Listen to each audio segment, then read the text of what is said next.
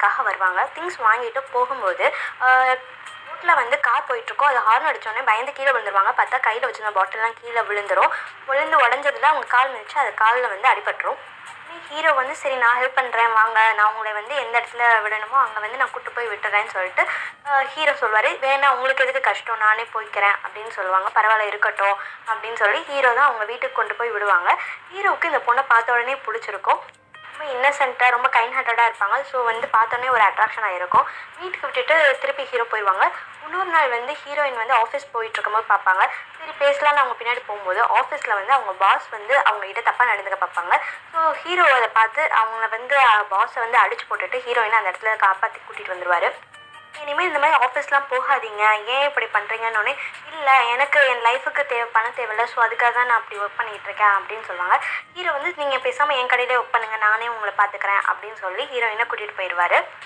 ஒரு நாயும் கிஃப்ட் பண்ணுவார். இந்த நாய் எப்பயுமே உங்கள் கூடயே வச்சுக்கோங்க, அவங்களுக்கு சேஃப்டிக்கு உங்கள் பாதுகாப்புக்கு இது உங்கள் கூடயே இருக்கட்டும்னே ஹீரோயினும் ஓகேன்னு சொல்லிட்டு ஹீரோயினுக்கும் ஹீரோவை பிடிச்சிருக்கும். ஹீரோ வந்து அவனுக்கு ஹெல்ப் பண்ணுறது அவ கூட இருக்கிறது எல்லாமே பார்த்து ஹீரோவை வந்து லவ் பண்ண ஆரம்பிச்சிருப்பா. அவளும் 2 பேருமே லவ் பண்ணிட்டு இருக்கும்போது ஹீரோ உங்களுக்கு குழந்தையிலேருந்தே கண்ணு தெரியாதான்னு கேட்பாங்க. இல்லை எனக்கு ஒரு ஆக்சிடென்ட் ஆயிடுச்சு, அப்போலேருந்து தான் கண்ணு தெரியாது அப்படின்னு சொல்லுவாங்க. ஓ அப்படியா அப்படின்னு கேட்டுட்டு இருக்கும்போது தான் அவங்க ஃப்ளாஷ்பேக்கை சொல்லுவாங்க. இந்த மாதிரி நான் இந்த இடத்துல போயிட்டு இருக்கும்போது அன்றைக்கி நைட் ஆக்சிடென்ட் ஆயிடுச்சுன்னு சொல்லுவாங்க. அப்போ தான் ஹீரோட ஃப்ளாஷ்பேக்கு வந்து அவனுக்கு ஞாபகம் வரும். என்னென்னா இவன் இந்த கடைக்கு முன்னாடி வந்து ஒரு இடத்துல வந்து அடியாளாக இருப்பான். ஸோ அவங்களுக்காக அதாவது பணம் கொடுத்து அதை வசூலிக்கிற இடத்துல அடியாளாக இருப்பான். ஸோ அதை கொடுக்க முடியாமல் ஒருத்தன் மாடியிலேருந்து கீழே வந்து சூசைட் பண்ணி இறந்துக்குவான். அவன் காரில் விழுந்ததை வந்து இவள் பார்த்துட்டே போய் இவளுக்கு ஆக்சிடென்ட் ஆகி இவளுக்கு கண்ணு போயிருக்கும். ஸோ நம்மளால தான் இவளுக்கு கண்ணு போயிடுச்சுன்னு கில்ட்டியாக ஃபீல் பண்ணுறாரு. ஹாஸ்பிட்டலில் கூட்டு போய் ஹீரோனை காமிக்கும் போது டாக்டர் சொல்கிறாரு ரொம்ப செலவாகும், அதிகமாக செலவாகும், ஃபாரின்லேருந்து டாக்டர்ஸை வர வச்சா தான் கண் பார்வை திருப்பி கொண்டு வர முடியும், அதுக்காக ரொம்ப பணம் தேவைப்படுன்னு ஹீரோ வந்து எப்படியாச்சும் பணத்தை ரெடி பண்ணி ஹீரோயினுக்கு கண் பார்வையை கொண்டு வந்துடலாம் அப்படின்னு நினைக்கிறாரு. ஆனால் வந்து அவகிட்ட உண்மையை மறைச்சு நம்மளால தான் அவனுக்கு கண் பார்வை போச்சுன்றதை மறைச்சு வாழ்ந்துட்டு இருக்காரு கில்ட்டியாக ஃபீல் பண்ணிட்டு. இதை ரெடி பண்ணுறதுக்காக ஒரு பெட் பாக்ஸிங், அதாவது பெட் மேட்ச் மாதிரி ஒரு பெட் பாக்ஸிங் நடந்திருக்கும். அதில் வந்து இவரோட நேம் கொடுத்து அதில் கலந்துக்கிறாரு. அதுக்காக வந்து என்ன சொல்கிறாங்கன்னா உன்னோட ஐடென்டிட்டியை மாற்றணும், இது வந்து இல்லீகல்னால யாருக்கும் உன்னோட ஐடென்டிட்டி தெரியக்கூடாது, ஃபேக் பாஸ்போர்ட்டில் நீ அந்த இடத்துக்கு மேட்ச் விளையாட போகணும்னு சொல்லி எல்லா ஐடென்டிட்டியும் மாற்றி ஆதார் அந்த மாதிரி எல்லாத்துலேயுமே வேறு பேர் வச்சு ஃபேக் ஐடென்டிட்டியில் இவன் இன்னொரு ஆளாக வந்து போய் அந்த மேட்ச்சில் கலந்துக்கிறாரு. அந்த மேட்ச்சில் கலந்துக்கிட்டு அந்த மேட்ச்சில் ஜெயிச்ச பணத்தை வந்து இவள் ஃப்ரெண்டு மூலியமாக அக்கௌண்ட்டில் பாஸ் பண்ணி இவளுக்கு கண் பார்வையும் கொண்டு வந்துடுறாங்க. இவளுக்கு கண் பார்வை திரும்பி இவன் நல்லாவும் ஆயிடுறா. அந்த மேட்ச்சில் வந்து ஒரு டைமண்ட் கொடுத்துருப்பாங்க ஜெயிச்சதுக்கு. ஸோ அதை வந்து எப்படியே இல்லீகல்னாலே இல்லீகலாகவே மாற்றலான்னு போகும்போது இவனு வந்து 2-3 ரவுடிஸ் வந்து அட்டாக் பண்ணி கூட இருக்கிறவனே அட்டாக் பண்ணி அந்த இதை எடுக்கணும்னு சொல்லிட்டு போய் அட்டாக் பண்ணி அடிச்சு போட்டுருவாங்க. இவன் போலீஸ்கிட்டையும் மாட்டிக்குவான் இதெல்லாம் விளையாண்டதுக்காக. ஸோ வந்து ஜெயிலுக்கும் போயிடுவான். ஜெயிலுக்கு போய் பல வருஷம் ஆயிரும், ஒரு கிட்டத்தட்ட 12 இயர்ஸ் கழித்து திருப்பி ரிலீஸ் ஆகி வருவான்.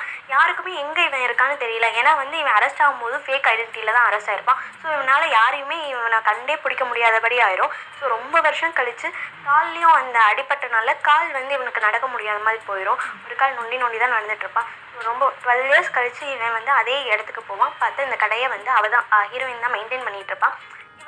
இவனுக்கு வந்து அவன் தான் வந்து அவன் சொல்கிறதுக்கு கொஞ்சம் கூச்சப்படுவான், ஹீரோன்னு சொல்கிறதுக்கு கொஞ்சம் கூச்சப்படுவான். ஏன்னா அவனால் தான் இந்த ஆச்சுன்னு சொல்கிறதுக்கும் யோசிச்சு தயங்கி அதுவும் இல்லாமல் நம்ம மூஞ்சியை பார்த்தா பிடிக்காம போயிடுமோ அப்படின்னு நினச்சி தயங்கி தூரமாக நின்று பார்த்துட்டே போயிட்டுருப்பான். யாராலையுமே இவனை கண்டே பிடிக்க முடியாது, அடையாளம் வேற மாறி இருக்கும். ஆனால் இவன் வளர்த்த நாய் 2 பேர் வளர்த்துருப்பாங்களா, அந்த நாய் மட்டும் இவனை கண்டுபிடிச்சி இவன் பின்னாடியே வந்து கொஞ்சம். ஸோ ஹீரோயினுக்கு ஒன்றும் புரியாது, எதுக்கு நாய் வந்து இவனை வந்து கொஞ்சிக்கிட்டே இருக்கு அப்படின்னு யோசிப்பா. கடையில் வந்து இவன் வந்து ஒரு ஆமை குஞ்சு வளர்த்துட்டு வருவான். ஸோ அதை மட்டும் இவன் வந்து எடுத்துகிட்டு திருடிட்டு போயிடுவான். திருடிட்டு எப்பயுமே வந்து இவங்க லவ் பண்ணும்போது ஒரு பிளேஸில் உட்காந்து தான் மீட் பண்ணி பேசுவாங்க. ஸோ அங்கே போய் உட்காந்துக்கிட்டு அவன் பழைய நினைவுகள்லாம் யோசிச்சு பார்த்துட்டு இருப்பாங்க.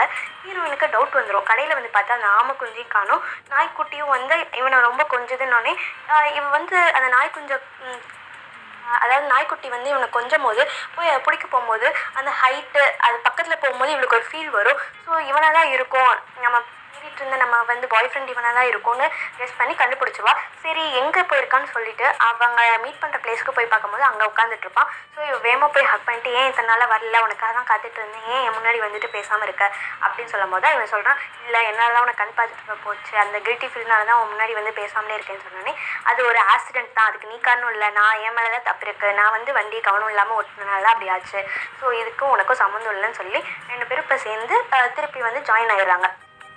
இந்த மூவி பிடிச்சிருந்துச்சுன்னா ரெட் கலர் ஹார்ட்டை கமெண்ட் பாக்ஸில் பின் பண்ணுங்கள்.